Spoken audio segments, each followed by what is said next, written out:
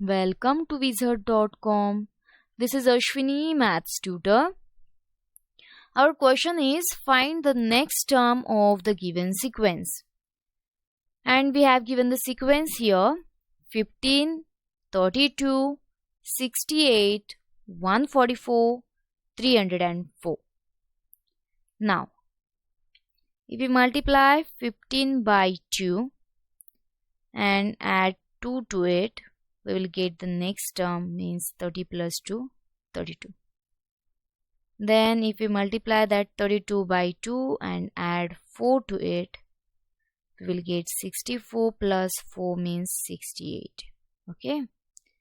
Then 68 into 2 plus 8, we will get 136 plus 8 means 144. Then 144 into 2 plus 16 means 288 plus 16. So it is 304. So the next term be 304 into 2. We need to add 32 here. Okay. So 608 plus 32.